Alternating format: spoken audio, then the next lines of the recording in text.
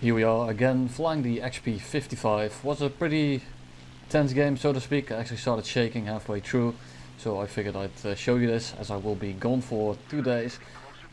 So I decided to make a video on this. I will especially cover the part in the end. The start of the game is a bit boring, I'm just flying around, but it shows how I got into the situation, as well as how I dealt with it in the long run.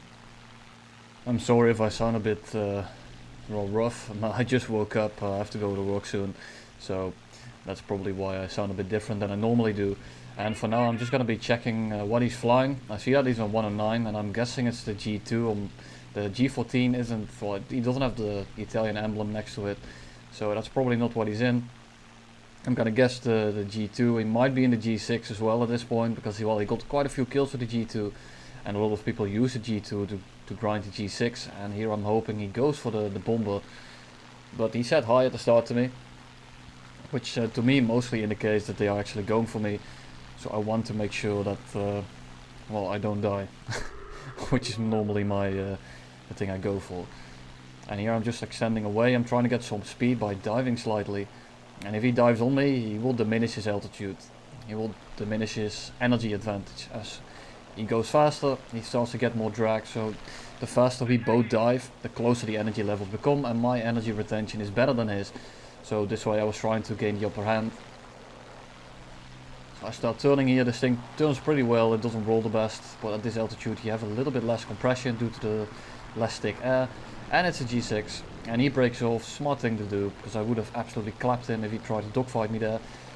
So I'm just gonna try to dive out, get some speed, and as I get some speed I can maybe cut him off or get in gun range, because this thing has A and M2s and they have roughly, well, a lot of damage. they do a lot of damage and they have a lot of range, so I was trying to get within like 1.1 and maybe start sniping him, but considering he watches my videos, yeah, he starts dodging and he isn't gonna have any of that. So he starts diving out to get some separation on his end, and at this point he's going to outrun me. I'm not too sure if I'm actually going to catch him at this range. I'm just starting to get some pot shots, but he's clearly paying attention and he's not going to let me snipe him, which is unfortunate, because the way he's running right now, well, not really running, the way he's extending right now makes it very hard for me to go down and help Razor. And as I say that, he gets killed. He was in a 1v5 down there, a 1v4, I'm not too sure. A lot of guys on the 6, and I wanted to help him real bad, and that's why I started spraying at longer ranges on this guy, because I don't have the time to waste. I want him dead, and I want him dead now, because I will have to carry this game, and I won't be able to carry this game if the guy that keeps his altitude and stays alive, because I have to go down there and I have to kill them, as they are kind of slow and low. And if this guy just keeps running, and there he goes, he finally breaks off and goes down, which is exactly what I was waiting for. And there you go with the scoreboard. I'm basically the only fighter left, and the rest is just a bunch of bombers. And something like a helifax isn't something I'm going to put my trust in. And it's not because of the guy that's flying it, maybe he's new, I don't know, but the helifax isn't a very good bomber to begin with. It's very fragile, it doesn't have the best guns. And here I go for the 109. The other 109, because he's running away from me, and if I go for him he's very slow, he's kind of stall climbing. There you go, he's on fire, he's not going to make it back to base even if he puts that out. So I'm just going to fly away now and use my very good energy retention to get some altitude. To me it looks like a 1v2 at the moment. I know there's more people alive, but I'm hoping that they're not in the area. So I'm going to go for the guy that's keeping his altitude, because he is clearly the smart guy of the group right now. He kept his altitude to combat me, so I know that if I start dogfighting the 190 on the deck, or the 109 that's coming in now, or the other 109 that's coming in now. This was a bit of a butt clench moment when I saw this, and I'm like, I have to kill him in this head-on. I'm going to full commit, and otherwise I'm probably gonna lose. So here we go, dodge the head-on. Thought I had a very easy shot here, but the rudder and the roll just made it very hard for me to get a shot on. And at this point I start thinking that I'm done. I have more speed than them, so I can extend the wave with a very gradual climb, and I will put this climb into more energy than they can get in the short run, but they do outclimb me.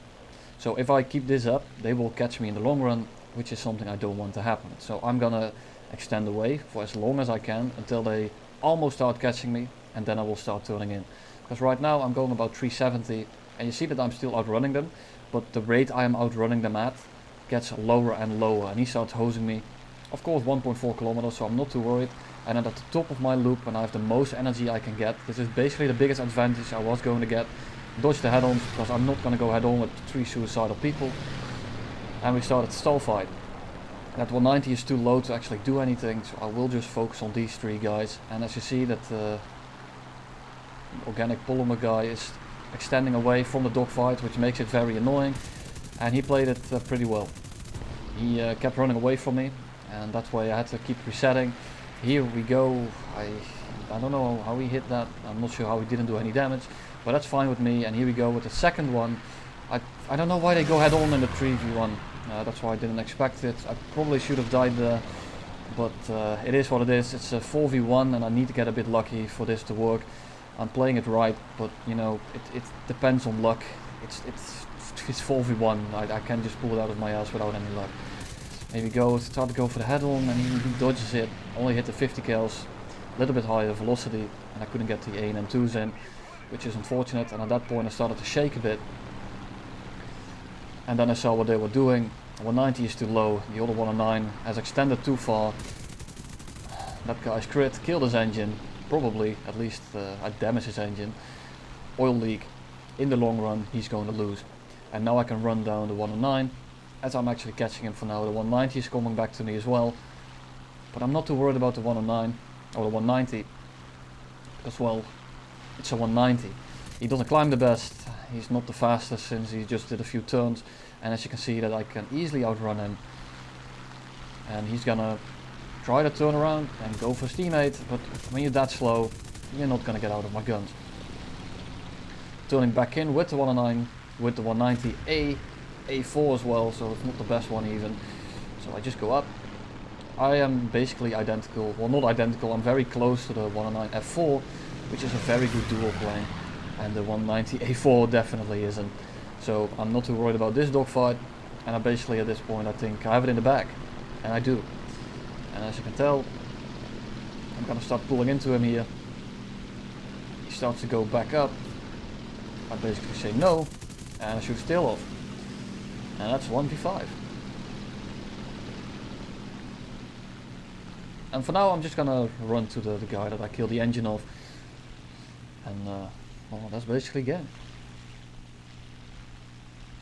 Hope you enjoyed it. Pretty tense game, if I do say so myself. I actually started shaking, which isn't something I do quite a lot. I think I haven't shaked like that in 4,000 games. I don't do it often, but it gave me a very good feeling. And this is what I play the game for these games.